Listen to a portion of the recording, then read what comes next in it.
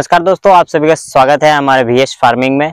आज का video topic है कि हम लोग धान की नर्सरी कैसे डाल सकते हैं, प्लस धान की नर्सरी कितने एरिया में डालना चाहिए, यानी कि 1 एकड़ के लिए हमारा केरी कितना, यानी धान की नर्सरी कितना बड़े इलाका में हम लोग को तैयार करना होगा, प्लस 1 एकड़ में हम लोग को कितना बीज लगेगा और उन बीजों को कैसे हम अपने धान की केरी में डाल सकते हैं और उसमें किसी तरह का भी रोग ना हो, जैसे कि पीलापन रोग होना और जन्मेशन कम हो जाना। इस तरह के जो रोगों से जूझते हर किसान, तो ये सलूशन हम इस वीडियो में ले आए कि आपको कैसे करना है, नर्सरी तैयार करना है धान के लिए और आप अपने 1 एकड़ फसल के लिए कितने बीज लेना है। तो किसान साथियों, आप वीडियो को पूरा अंत तक देखिएगा तो आप सभी को समझ आ जाएगा कि कितना बीज लेना है, कितना इलाका होना है, कैसे करना है और उसको देखभाल कैसे पूरा आखिरी तक करना है।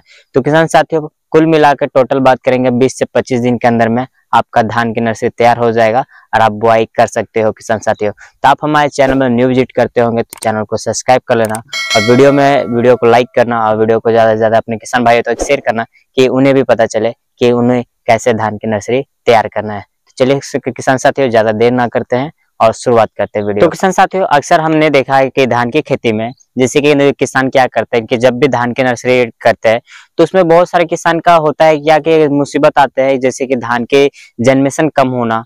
अक्सर जन्मेशन कम होने के कारण हो जाता है कि धान की बुआई जितना उन्हें करना होता है उतना वो कर नहीं पाते हैं, काफी लॉस होता है, यानी कि नुकसान ही एक तरह से देखा जाता है।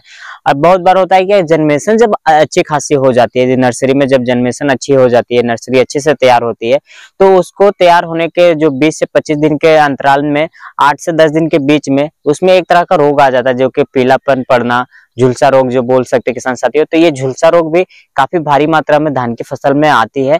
और धान की फसल में शुरुआती अवस्था कहाँ पे आती है, जो शुरुआती अवस्था बात करेंगे तो नर्सरी में ही चालू हो जाता है।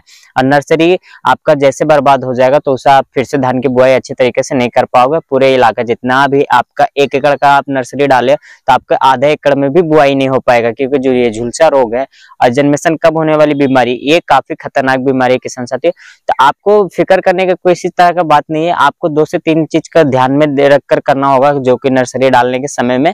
तो नर्सरी डालने के समय में आपको क्या क्या किन बातों को ध्यान में रख के करना होगा किसान साथियों को। पहले तो आपको एक अच्छी सी खेत का चयन कर लेना है, यानी कि जो खेत में गेहूं का खेती ना हुआ हो, गेहूं का भूसा ना हुआ हो, उस खेत को चयन कर लेना है। और खेत को चयन करने के बाद उसको क्या करना है किसान साथियों को, आपको गहरी और लंबी जुताई करना है, यानी कि 1 से 2 बार जुताई कर देना है, जिसमें उसमें खरपतवार और प्लस मिट्टी के नीचे जितने रोग होते हैं वो रोग मर जाने के कारण वो फिर आपको वो मिट्टी पूरा साफ और फ्रेश हो जाएगा। उसके बाद आपको क्या करना है किसान साथियों कि आपको सड़ा गला गोबर लेना है, जो कि पूरा तरह से कंपोस्ट हो चुका है, उस तरह का गोबर लेना है और मिट्टी में बिखेर देना है।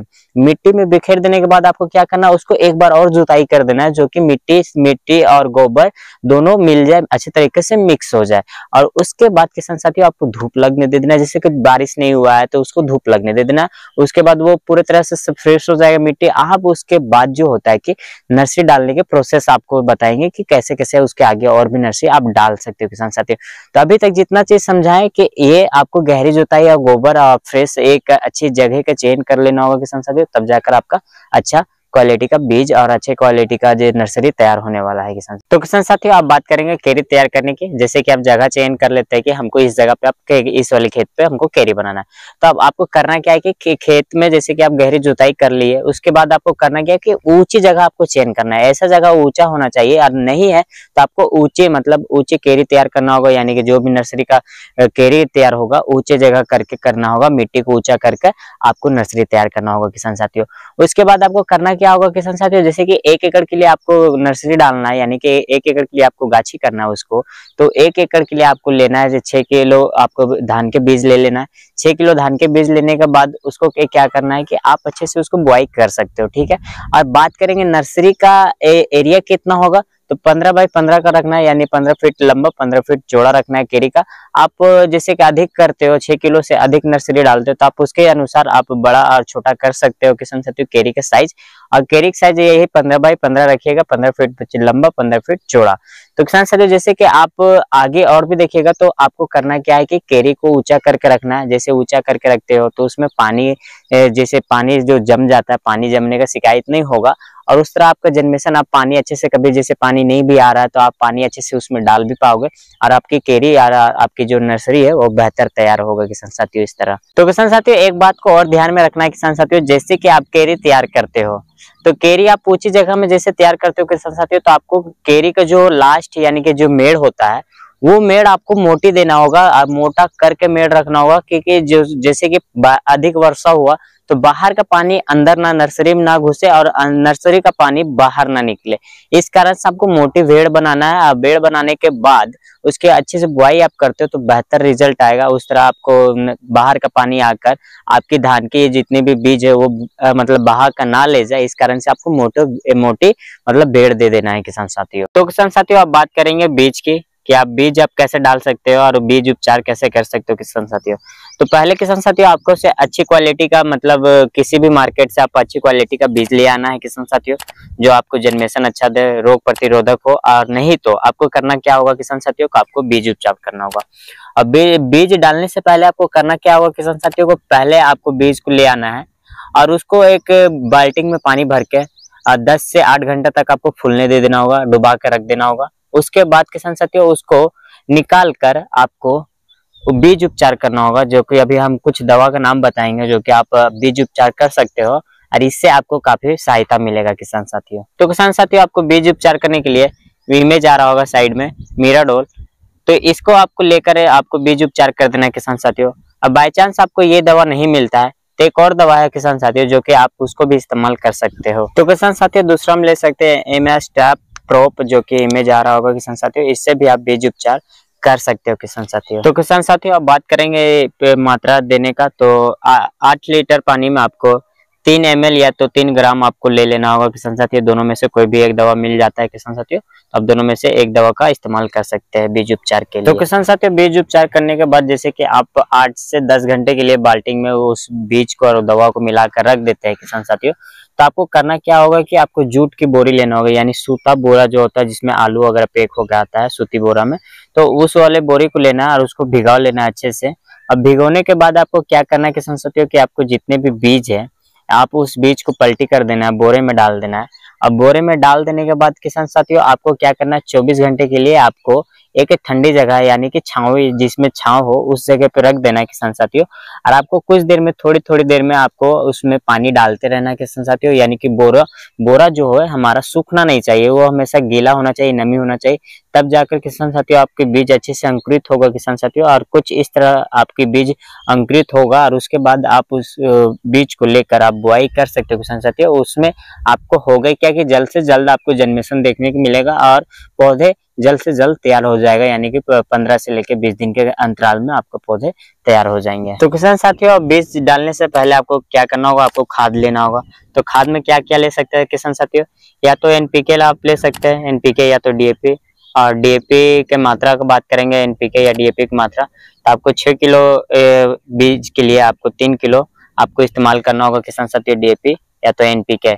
और उसके साथ साथ में किसान साथियों आपको 500 ग्राम के लिए यानी कि 500 ग्राम आपको यूरिया का इस्तेमाल करना है किसान साथियों, और आप यूरिया का भी इस्तेमाल इस खाद के लिए कर सकते हैं किसान साथियों। और ये खाद को छींट देने के बाद आपको अच्छे से पानी भरकर और पाटा लगा देना होगा किसान साथियों, जैसे हमारी वीडियो में आप सभी को दिख रहा है। तो सेम तरीका से आपको पाटा लगा के यानी कि खेत को पूरे जो नर्सरी वाली केरी है उसको सपाट कर देना है कि पानी कहीं पानी का जमाव नजर ना आए और पानी एक बराबर मात्रा में सभी जगह में रहे। तो किसान साथियों पाटा लगा देने के बाद आपको करना क्या है कि आप अच्छे से केरी तैयार कर लिए, उसमें खाद डाल दिए, बीज उपचार भी हो गया। तो आपको जो बीज उपचार होने के बाद जो बीज अंकुरन हो चुका किसान साथियों, अब उसको ले लेना है।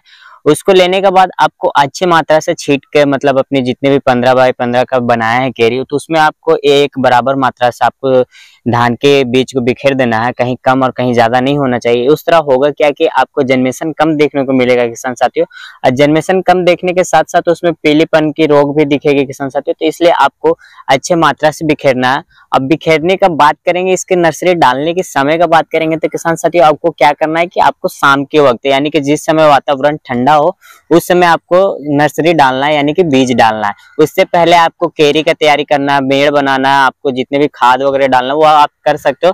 बीज डालने के समय आपको ठंडे वातावरण में यानी कि शाम के वक्त में आपको डालना है किसान साथियों। सुबह भी नहीं डालना, आपको शाम के वक्त में डालना है।